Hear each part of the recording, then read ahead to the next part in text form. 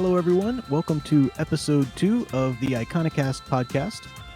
Hopefully you enjoyed the first episode. I did get a lot of great feedback, and I will be working harder on making the podcast available on different platforms other than just YouTube. As of right now, it's supposed to be available, obviously, on YouTube, on Podbean.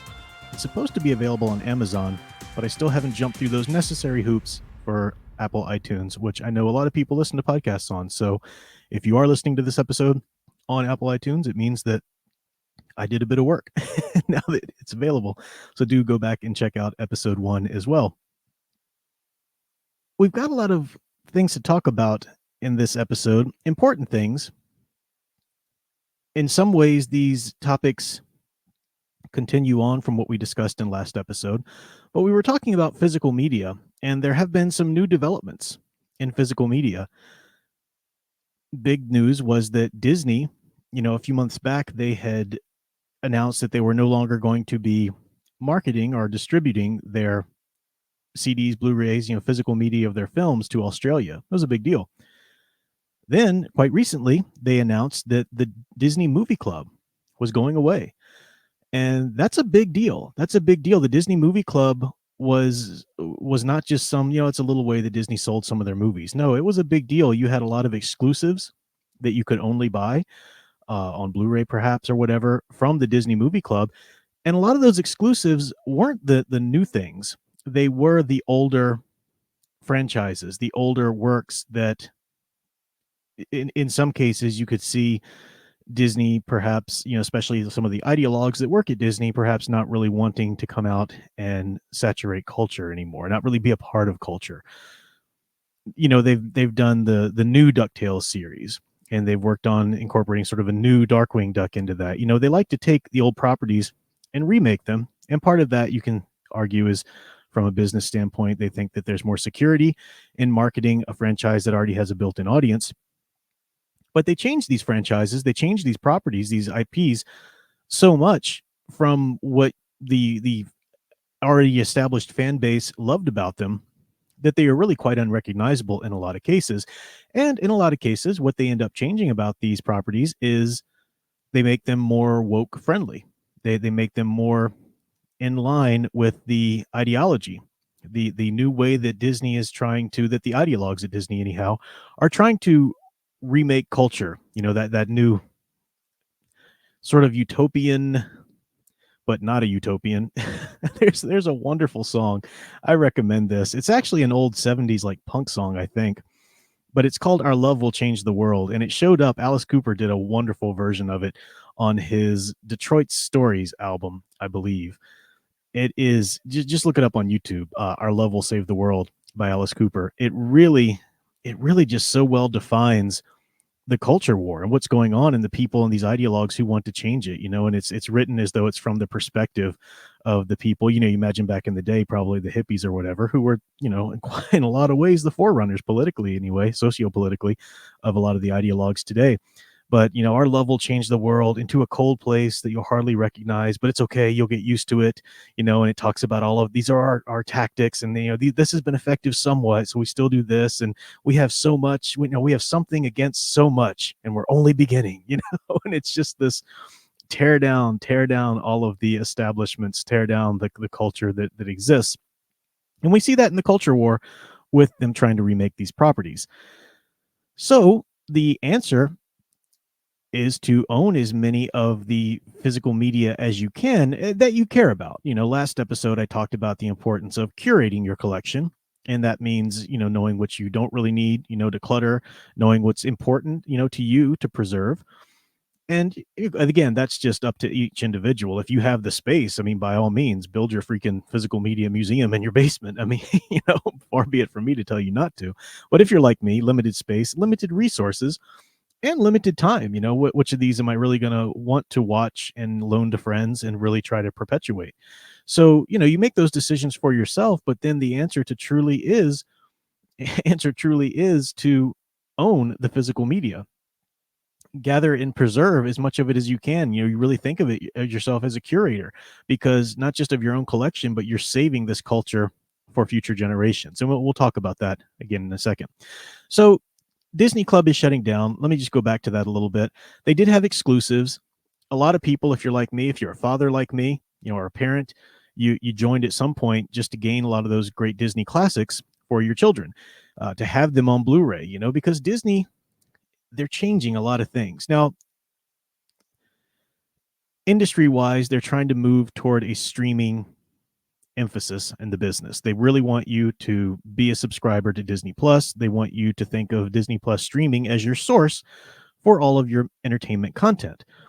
And there's some business reasons for that. Maybe certainly easier. It's less overhead, that's for sure, than selling physical media. They have a bit more of a hold on you. You have to come to them. But think about how the ideologues would enjoy that model. They like it because they can control what entertainment you have access to and what you don't. Disney Plus is constantly taking down or will only release this or that. They won't release this movie from their past, but they will release this.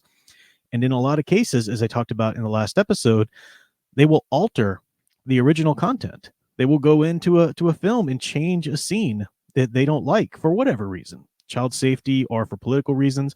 They definitely have those warning signs up, which really are a slap in the face, I think, in a lot of instances.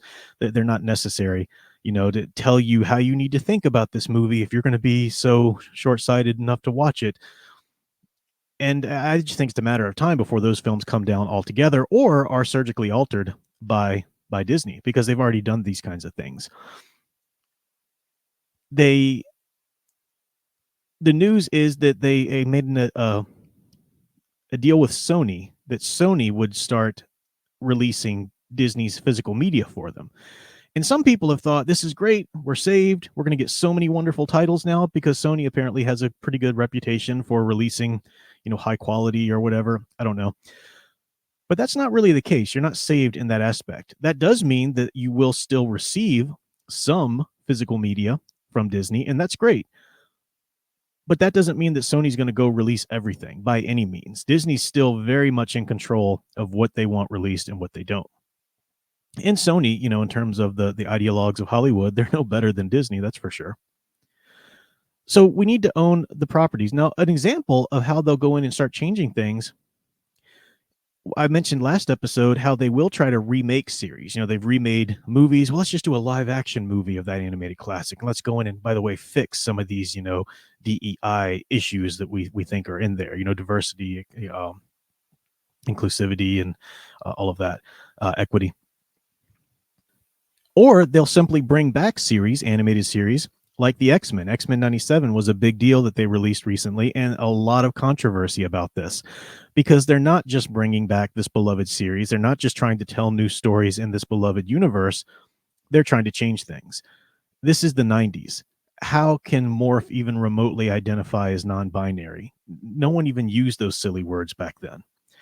So they're trying to push that. They're trying to push their DEI, and there's been a lot of other rumors about other things that are going to happen. Apparently, they're going to try and play it somewhat cooler on the first season, and then they'll really hit you with a lot of the changes in the second season, which is a common tactic of them as well, because some people who just can't help but to consume the new content are easily duped into watching it, consuming it, buying it, whatever, and then they'll watch 3 or 4 more seasons and tell you how much they hate it, but they'll still watch it the whole time. So that's a tactic that's common for them as well.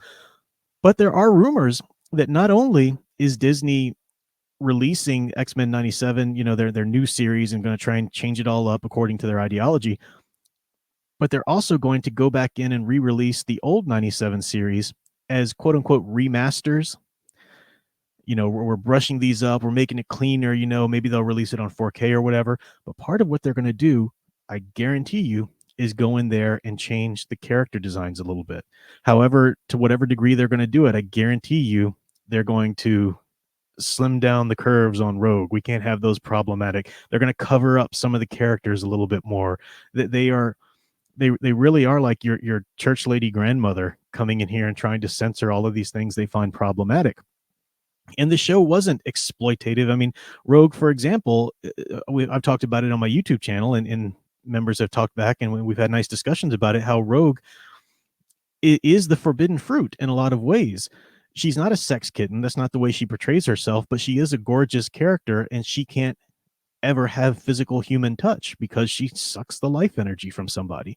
And it's a wonderful love story between her and Gambit that goes on in that X-Men series.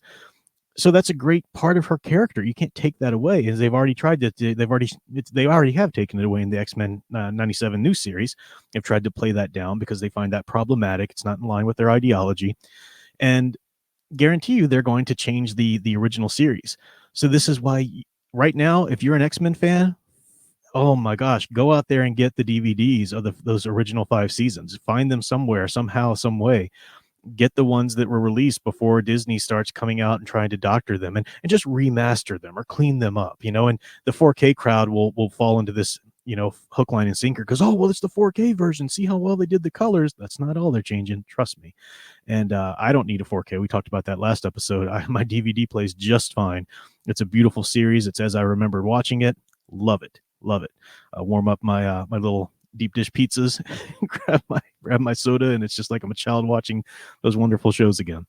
So you need to own the physical media. That's important. And the last thing I'll say to kind of wrap this segment up is that it is, on the one hand, as I've mentioned, you're preserving culture that was before. Okay, you're preserving these television shows or this music or whatever. You're preserving it as it was intended, as the artists behind them intended them. So you're preserving the real deal without any kind of tampering from censorship and ideologues and whatnot. You're also preserving, in some cases, the very existence of a story that Disney would try to, or another company would try to just simply ignore, try to pretend that didn't happen. I mean, thank goodness I have my pirated Blu-ray copy of Song of the South. Disney will never, ever release that movie, and it's ridiculous. That movie is an important part of history.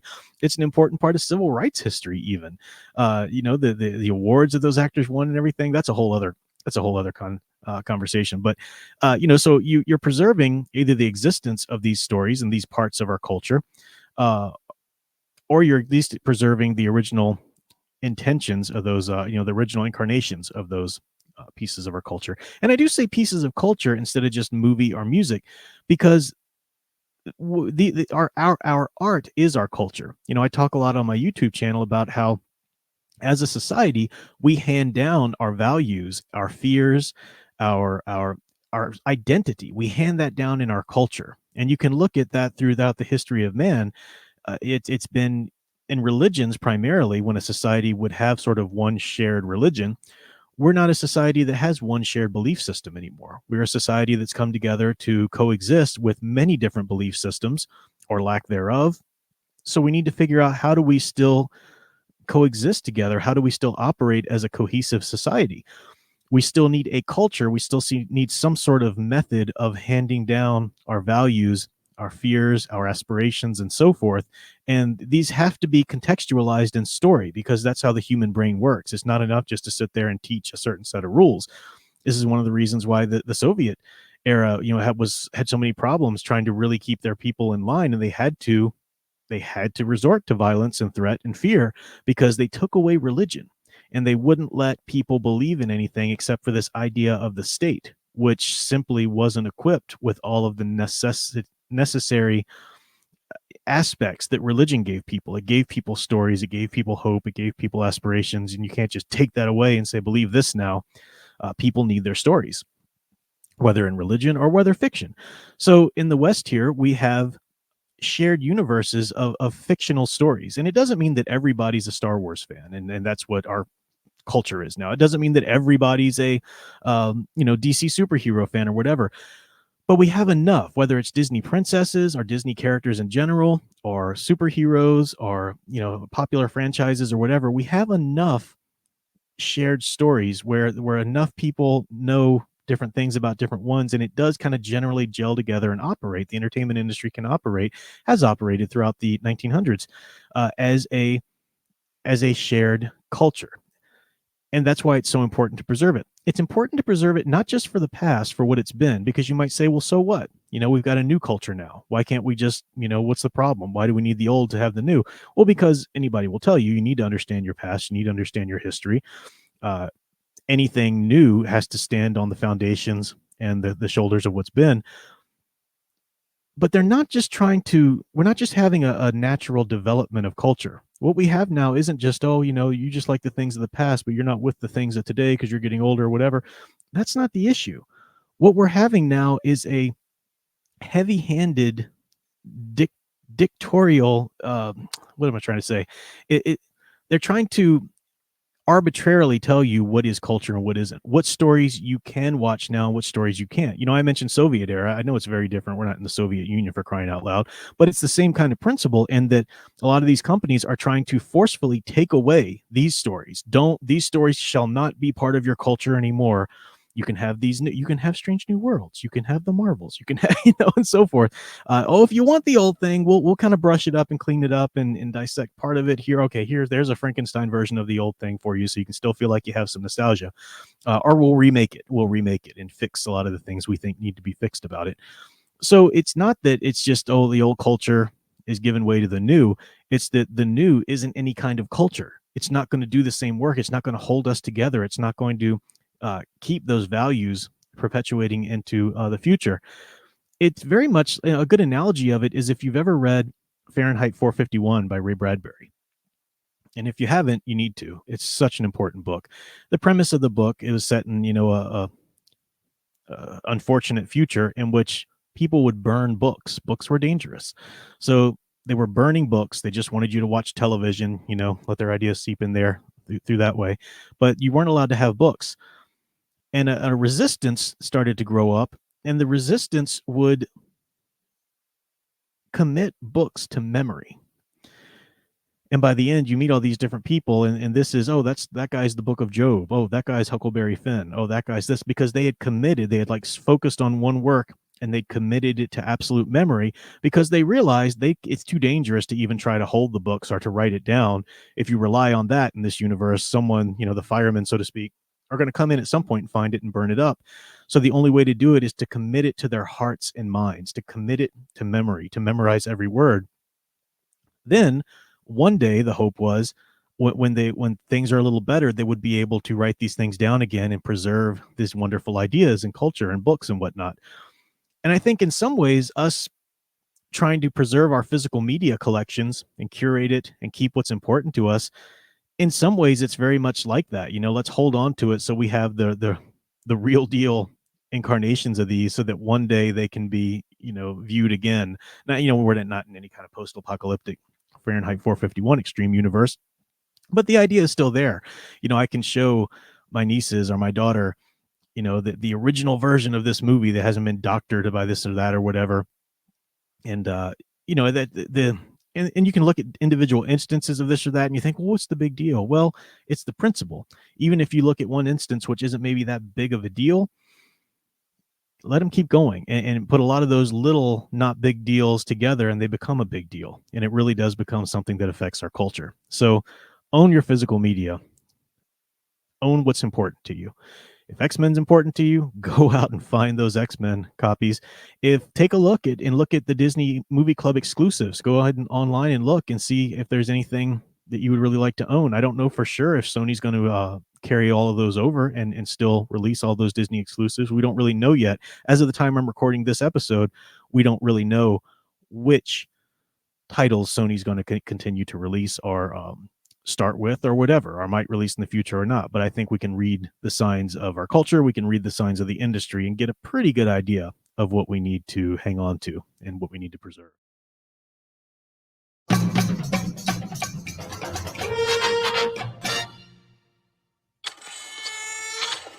There is a creature in the swamps who has survived thousands of years of evolution. It lives to destroy. A mindless, eating machine. The beast they call Hogzilla.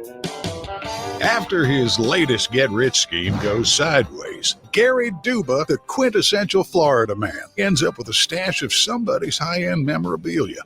His gal Crystal is on probation and preparing for the fight of her life, squaring off against Australia's Queen of Combat.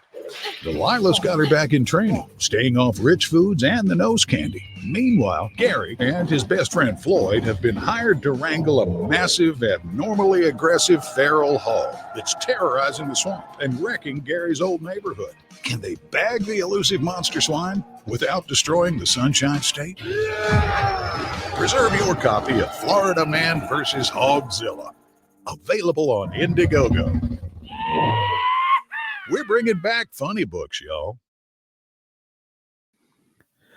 All right, since I speak so much about physical media, and I talked a little bit about the things I collect and why I collect it in the last episode, and why I'm perfectly happy collecting DVDs in particular. In the last episode, I took out those nice clamshell editions of Star Trek, the original series, seasons 1 through 3, and I showed those off and you just kind of recommended them.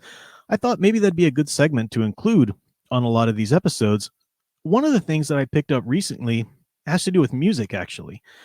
And I'm not somebody, I don't have a huge stereo system. The last really nice, stereo anything was, I had as a teenager. The handheld, the portability that we have now, I don't really have a space for a huge speaker system, nor do I have the money to really go sink a lot into it. I'm not really a big expert on all the things you need to get for the specs of the sound. I have an Amazon Echo, not the Dot, but the actual full-size Echo. And my Echo's talking to me over there.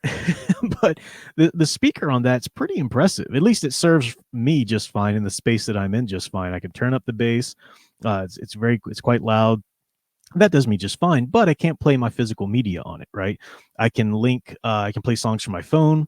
It's got that Bluetooth connectivity, but I can't play anything from a physical media player. So I'm always looking for, how do I play my CDs? And eventually at first I got a little boombox thing, which wasn't that expensive, little FM radio /CD player, but it just didn't play. The speakers on it were crap, which I kind of knew they'd be. And I have some nice headphones, so I would plug into the jack and get the adapters right. But it still just wasn't quite the sound that I was used to listening to my stereo or Discman, back in the day. So I was looking at a lot of possibilities. What can I listen to with some good headphones, where when I want to just throw in some of my CDs. And I found something. I did a research on these because I don't have a lot of money to spend. I don't have a lot of space. I can't, go buy all these different, woofers and this receiver and this whatever, So it's called a Yintiny, a Yintiny CD player. I think I'm pronouncing that correctly. I'm showing it on the screen for my YouTube viewers here. It's very compact. It has built-in speakers all around the actual CD input there, and those speakers aren't great. The speakers that it outputs, they're not great. My cell phone speakers are better than that. My smartphone speakers are better than that, but they're passable. They're passable if you wanted to listen to this or that. What I really got it for was I can plug some headphones in it. So it does have a jack. The Yintiny ones, now you'll see a lot of ones like this. They're little squares. They've got sort of a little Tupperware dish container thing that you pop off to put the CD in, and you set that back on. Pardon me as I put that back in. So they're not super durable. You want to be careful with them, obviously. But it has Bluetooth connectivity to earbuds. That's what I was looking for. A lot of these little rectangle CD players on the lower end of the price that you might find, you just want something to play some media with, especially the ones that have a built-in speaker like this. A lot of them say Bluetooth connectivity, but you have to do the research, because what they actually say is that you can play your phone through that speaker, but it doesn't have outgoing Bluetooth connectivity. I don't know why. I'm not an expert on the field there. Is that like more expensive or something? But for whatever reason, that's like the next tier you have to get up to get something with Bluetooth connectivity to be able to listen to with your earbuds. And I have a couple of really nice earbuds that I can listen to. And I'm really happy with the quality of those. And I found this, and this does transmit, out.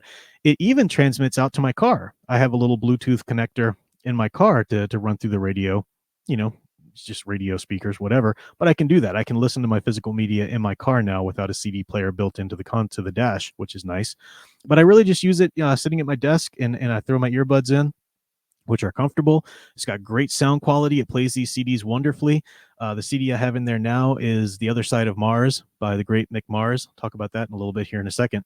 But the sound quality is great. I've listened to a bunch of different stuff. I've listened to some of the newer remasters type CDs that the bands re-release. I've listened to some of the older original releases, and it sounds great.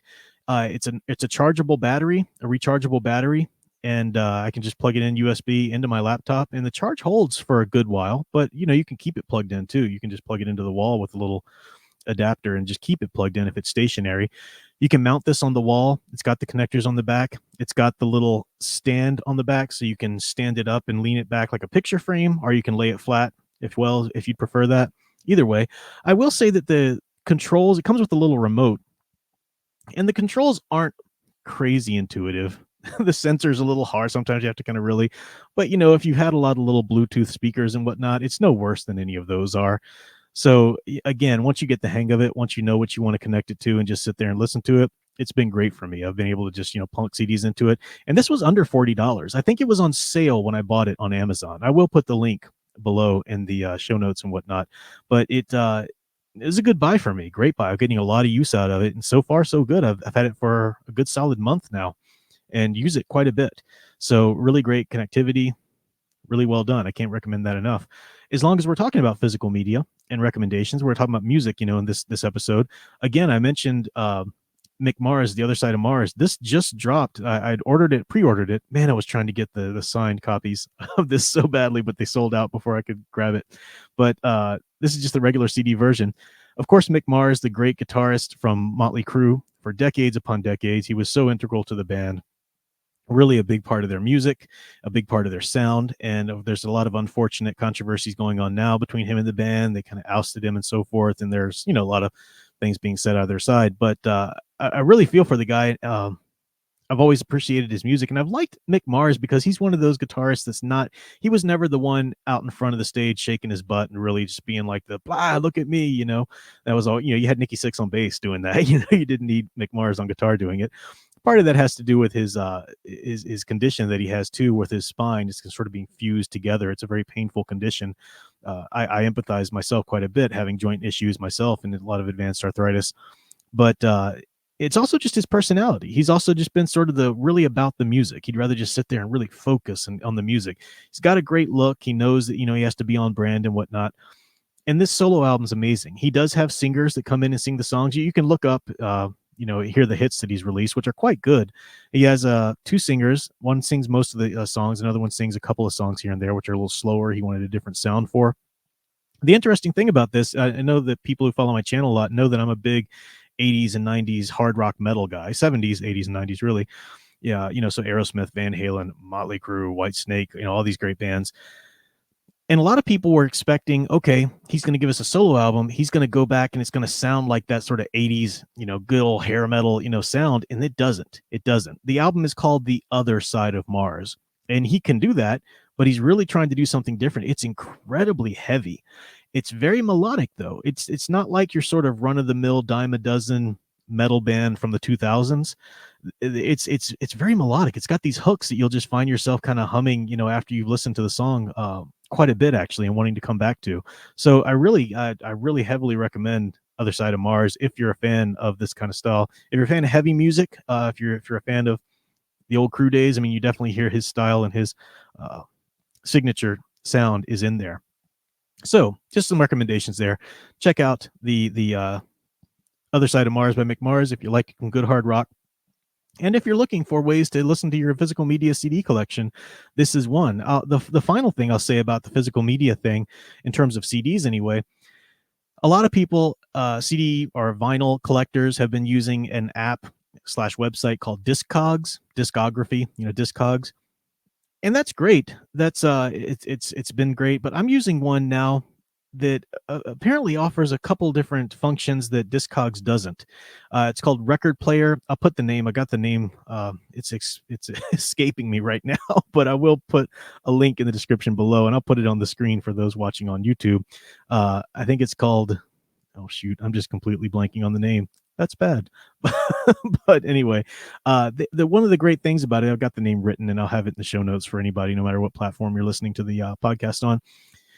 It's got an app on your phone. You can scan, just like Discogs, you can scan your CDs or your vinyl or whatever. You can set up these virtual shelves so you can see all of your collection. They've got these for comic books, for Blu-rays as well. We use a lot of these apps for my different physical media mediums. But This one's nice because if you're out shopping for some used CDs or records or whatever, you've got your whole collection right there in your hand. You can pull it up. Oh, do I have that one? Oh, I did buy that one, or whatever. Or I'm still looking for that one. You can have a wish list. In fact, I'll even post the link to my own personal collection, because you can put your own little musical shelf and have your own little custom link to share with friends, and you can see your wish list or whatever, for people who are wanting to kind of mix and match or trade or whatever, or buy and sell from each other or whatever. So I'll put, you can see my CD collection thus far. It's back there. You can see it right here on screen, but I'll post the link there. I'm trying to grow it to anything like what I had once before I was an idiot and let a lot of my CDs go away. Right? We were in the iPod generation. It was all going to be fine. Not that I ever willingly gave my CDs away, but you just lose track of them throughout the years. So I've got a nice collection now, a nice base that I'm happy with, and you can too. And you can fill it up with this app, whether you use Discogs or the different one that I'm using. But I'll place the links below, and share your collection out there as well. Hi folks, this is Matt Wilkins from the self-titled YouTube channel, Matt Wilkins. I want to invite you to come listen to the channel. We talk about the Star Wars Expanded Universe, board games. I have 2 podcasts that go on YouTube and iTunes called Prince of the Universe, where we talk about movies, TV, anything geeky and in the past we want to talk about. And then Saturday morning Salmon Flange, we give a top 5 of some random subject every week. So why don't you come on and check it out. That's Matt Wilkins on YouTube. The last thing I want to talk about on this episode is the importance of the hero's journey. One of the things that I do on my YouTube channel a lot, and that I do with my scholarship, is I talk about archetypes and heroic stories, these popular fictions that we have, how they operate in our culture as mythology. It's coming at it from a cultural studies angle. And I do a lot of work in my own scholarship on specific archetypes. The idea of the hero itself on one hand or some form or another is an archetype. And that word archetype can mean some different things depending on who you're looking. Of course, you can trace the term all the way back to Freud through Jung, but certainly Jung and Campbell and so forth. The hero's journey is where we're really kind of working through it from. But once you've had the idea of the hero and the archetype of the hero and the hero's journey, or the monomyth, there have been developments and categorizations that have come from that. So, for example, there's the monomyth, which is the hero's journey, which is sort of the basic formula that every story really kind of follows. Every important, story from mythologies and cultures certainly follow. And on some level, it's the basic rules of a story, rules of a plot anyhow. And that's what I'm going to talk about in a second. But we've gone from that to having specific versions of that. There have been a specific flavor of that monomyth. For example, the American monomyth is quite different from, say, the German monomyth, or the French monomyth, or the Australian monomyth, and so forth. So there are some variations, and there's some readings and whatnot you can do about that. But I've been looking at specifically the American monomyth and the categorizations we see within that. And I'm going to talk about a little bit. I'm going to kind of give some more focused and more comprehensive sort of little mini lectures. Lectures probably isn't bad. This isn't a good word to say. It'll scare you away from the podcast. Anyway, I'm going to give a little bit more information about each of these archetypes and these classifications as just a little segment on this podcast and talk about that. And I wanted to start today with just talking about the basics of the hero's journey, but really boiling it down in terms of what any good story needs. So if you're interested in the hero's journey, we'll say more about it, in future episodes.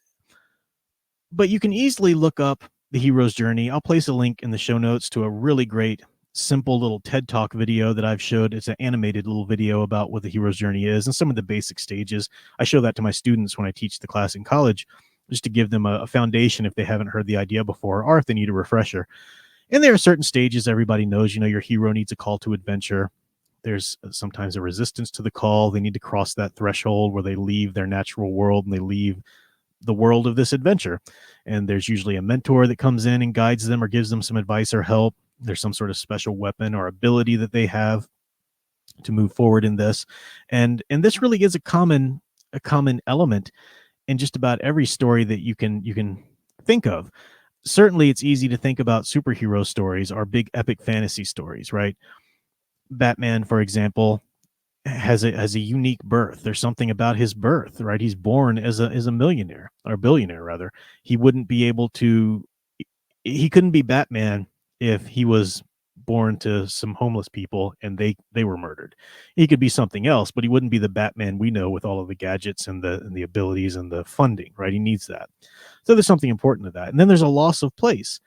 His parents are taken from him. He has a loss. There's something that he's going to try to yearn to get back. Then there's a mentor that comes in. Alfred is his mentor at first, and he's got different people in his life. You could say James Gordon, different people in his life that guide him and whatnot. He has specific powers or weapons that are uniquely suited to him, right? Every gadget that Batman has is the bat this, the bat that. This is my Batarang. This is the bat claw. This is the, whatever. This is the bat shark repellent, So it's tools uniquely suited to him. And the fact that he won't use a gun. So that he's got these gadgets that, they're non-lethal and he doesn't kill. And that's great. He has allies, your hero's going to have allies, Robin, Gordon, Fox, say the whole Justice League, depending on what telling you're reading or watching. And they have to save the world or save something. They have to complete this journey and they have to go back to the status quo, but it's an upgraded status quo. So in other words, for Batman, he can't be Batman. He can't wear that suit and just call himself Batman all the time. He has to go back and be Bruce Wayne at some point. He has to show his face as Bruce Wayne, and he has to go back and live as sort of an upgraded status quo. Okay, I've saved this, or I've stopped this evil from perpetuating the city, whatever it is. And now he can go back and live as Bruce Wayne in that city for a little bit before he does it again. So that's Batman. Of course, Harry Potter falls into this. There's a prophecy about his birth. There's a special birth. He has the loss of place. His parents are taken away. He's not in a great place with the Dursleys there, but a mentor comes into his life at first, Hagrid, and says, hey, you're meant for more than this. And of course, Dumbledore is eventually the mentor and whatnot. And there's a crossing of a threshold, right? He crosses out of this normal world into this knowledge that the wizarding world exists. And he has a special weapon. The wand chooses the wizard, and that's a unique wand. It's only for him. He has his allies and so forth. And yet he doesn't remain the child who lived that's saving the world forever, right? Once Voldemort's defeated, he has to go on, get married, get fat, have his own kids. They showed us that stupid scene at the end of the book and in the movie. So, there's that. And these Disney princesses follow this as well. I talk about this. Rapunzel, special birth, right? Her mother was sick when she was pregnant with her, and they used something from this flower where the falling star had come, but it gives Rapunzel these special abilities because there's something unique about her birth. A loss of place. Again, Mother Gothel steals her from her parents. She's having to live in this tower. Now this is a Disney princess story, so it's more of a love story. And in this kind of context, Flynn Rider, the love interest, the ultimate love interest who will come in, it becomes the mentor telling her, hey, there's more to the world out there. There's more out there than you think. Eventually through her journey with him, she realizes there's more to her than she would think of otherwise. She has a unique power suited to her, the power of her hair. She's a very selfless, a very giving person. So her power, her hair doesn't do anything for her. I mean, she uses it to swing and stuff like that. But the power of it is healing somebody else or rejuvenating or providing youth to someone else. It doesn't provide youth to her. And she even has the frying pan. You could say that's a weapon, because she's been trapped in this domestic tower, only able to use, these kinds of implements. So she takes that frying pan with her into the outside world, and it proves a pretty effective weapon. Even Maximus and the guards, start to use them at the end of the movie. And she realizes that, they save the kingdom anyway. They save the fact that she's going to return to the kingdom as the princess. They defeat Mother Gothel, and she's back as the princess now. And she has other adventures if you follow the animated series, but she's the princess now. She returns. She doesn't just, stay the hero trying to escape from the tower forever. So so we've gone through superhero, fantasy, Disney princess, sports films. I tell my students, sports films always follow the basic hero's journey. Think about a classic like Remember the Titans, but you could do this with anything. You could do this with Rudy. You could do this with Hoosiers, any classic sports movie. But the Remember the Titans, the team, the football team, they're born in the race that they are born, and they're born at the time that they're born so that they can be high school football players at the time of desegregation. And that's the journey. That's the adventure. And they lose their place. They're at least, even if it's not a great thing being segregated in teams, at least they were comfortable in that. But that's shaken up. When the team is desegregated, they lose that sense of place, and they're now having to be brought together. They've crossed the threshold to now play as an integrated, racially integrated team. And that's what they have to learn. They have their coach, Coach Boone, Denzel Washington's character, who's their mentor, who guides them through this. They've got certain allies around them. Their villains are definitely uniquely suited to them, the school board and athletic board trying to get them to fail. And they develop a unique power. They're great teamwork. When they overcome their differences and start working together, they're undefeated on the field. They come out on each game, doing their dance and whatnot. I mean, they have that unique ability that's suited to them as football players and as football players who've gone through this specific journey. And then yet they can't remain high school football players for the rest of their life, can they? No, they have to go and go on to college, go on life, and we see them much older, coming back to Bertier's funeral and so forth. So sports movies always follow the hero's journey. But the point is, you can take any kind of story and really just apply this hero's journey to it. Maybe this or that stage, if you look at the specific hero's journey stages, might not apply to this one or that one, but the basic formula is there. And so my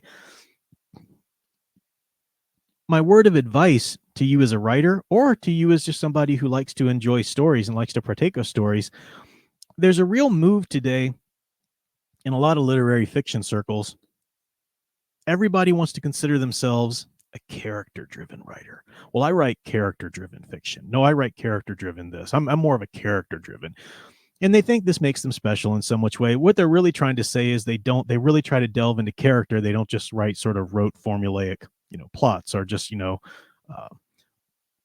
plot machinations or plot, structures or enforced things happening. And that's good. You do want really very realistic, fleshed out characters psychologically and so forth. But I don't care how well developed a character is. I don't want to read about this character sitting in their office all day doing work and then going home.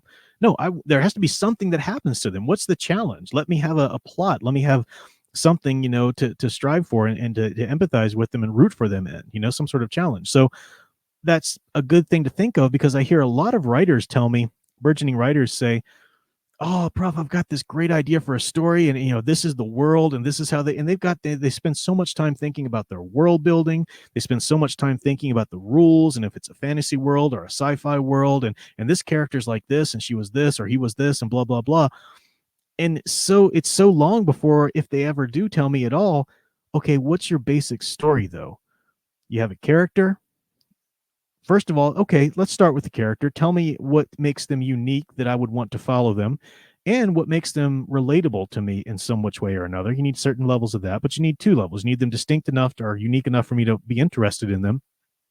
And that can be something that happens to them or something within them. And there needs to be some relatable aspect of them. Again, that can be something within them innately, or something about who they are, or it can be something that happens to them. We can relate to characters through either of those manners. But they have to want something, and something has to be standing in their way, not letting them have what they want. That's the basic start of any story. And if you don't have that clearly, very clearly defined,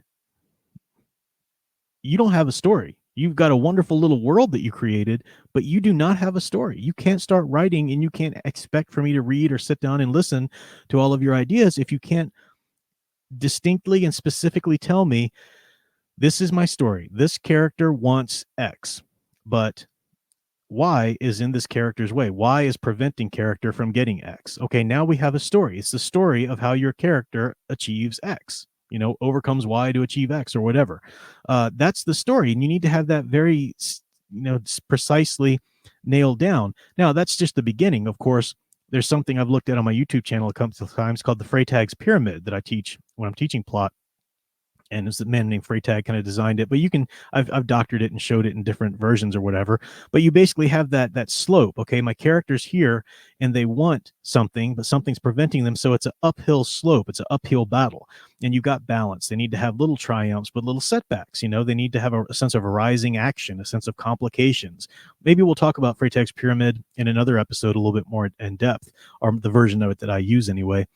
And eventually you do work up to the actual climax of the story. Does the character get what they want, or do they not get what they want?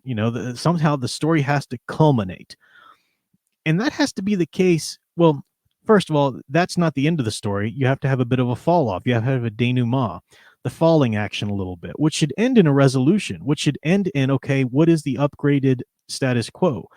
Now that this character has been through this journey, whether it was a positive thing, they got what they wanted, or whether they didn't get what they wanted, you need to show how it's changed them, How are things different now that they've been on this journey? That's very important. So many writers miss that. They just get to the climax and then they sort of jump to a little cliffhanger and just want you to come back. No, we're not going to do that unless you tell me what's the denouement, what's the falling action, what's the resolution? How does this journey change life or the world or this character or so forth? Now, the key, though, is that this basic arc must be in every single segment of the story. So if you're releasing chapters of a novel, you need to have a little mini arc. It's not as pronounced, it's not as exaggerated or distinct as the overall novel arc, but each chapter should have its very clear little arc. Sure, end on a little sort of tease to get people keep turning the pages.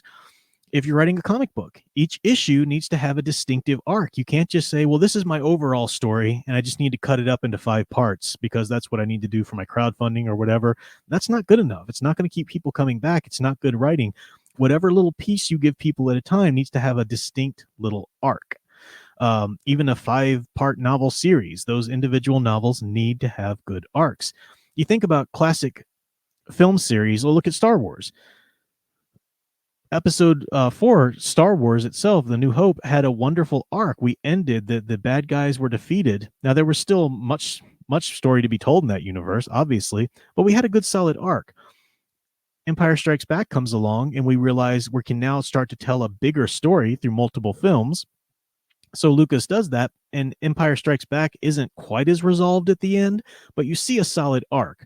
What they were trying to do, the thing that was achieved, did get some sort of resolution at the end. It wasn't all that happy. We still don't know what's happening with poor Han, and so forth, but we do have a solid arc there, which cries out for more, cries out for a resolution to the trilogy, which is fine if it's a trilogy and you're establishing that, but we did have a solid arc. And then, of course, Return of the Jedi finishes that arc nicely in terms of just story arcs, episodes of the trilogy. So you need to think about arc. You need to think about, don't just tell me about your world building. I don't care how cool of an idea you have for a fantasy world or a sci-fi whatever story. If you can't contextualize and you can't specifically explain, this is your character, this is what they want, this is what stops them from getting what they want. So this is now going to be the story about them trying to get that thing. I'm trying to overcome the obstacle that's clearly in place so they can get that thing.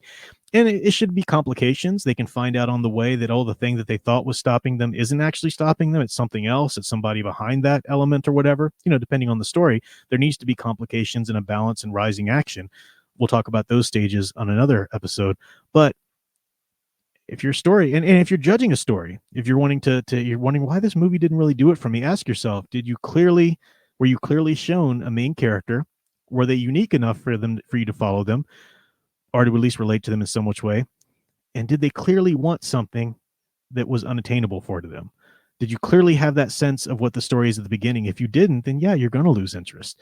This is the human experience. This is why stories are told like this, because this is the way we live our lives. Every day of our life, we get out of bed, we go do our day. We're going into sort of an unknown. The future is an unknown. The future is crossing a threshold to some degree. And we have to reflect on that experience at the end of the day. Okay, the climax of our day, whether it was a successful day or an unsuccessful day or some mixture of it or whatever, happens at some point. And then we're quieted down and we get to reflect on that. And how is that day going to change us going forward? Or in a bigger sense, how does this season of our life, how does this big tragedy or big, wonderful promotion, marriage or whatever, how does these things change us? And how are we going to move on in an upgraded status quo after this? It's the human experience. So if you're a writer, make sure that you are writing within that structure and you have a clear idea of that. There's much, much more to talk about this, obviously, but we've got to start there. We've got to start. So we'll continue to go into this just a little by little with each podcast episode, and eventually we'll get through the archetypes. We'll start talking about the classifications to know that if your hero is, or if your character is, say, a frontiersman, then you're going to have to handle them differently than you would a detective or a trickster or a wanderer or so forth. So we'll get to all of that, but little by little, I can talk about this for hours, as you can probably tell. So we'll just bite off little bits at a time. You can throw your questions out. I did get some great questions in last time from last episode. Some really great topics. The questions I got in were wonderful, but I couldn't really develop a whole segment of them just yet in terms of the idea. So I'm going to wait until I have a few more, and then I'm going to add a segment, the question, sort of the mailbag segment that we'll do every maybe every 4 episodes, every 3 episodes, something. But you can send your questions or comments into the email down there below, the IconicastPodcast at gmail.com. And I'll have that email listed in the show notes as well. So feel free to do that. I will get to all questions on air, online, or on on the actual episode. They will be addressed, but I'm just going to wait until I get a few more in that can round out sort of a segment. Not just some of them were of similar nature that could be answered very quickly and together. So I want to make sure that I get a good little segment, and then we'll address those. Thank you guys for watching. Thanks for the way you received the podcast. Again, podcasts, the way they go, you like, you review, you click, you download, whatever, depending on the platform that you're listening. And I will try to make it available on more platforms. But I enjoy doing this. I'm glad it's been well received, and we'll keep going and see how people continue to like it. So thanks for watching. I don't really have a wonderful ending catchphrase yet. I think I tried something last episode. So tune in next time to hear the brilliant sign off that I should have said today.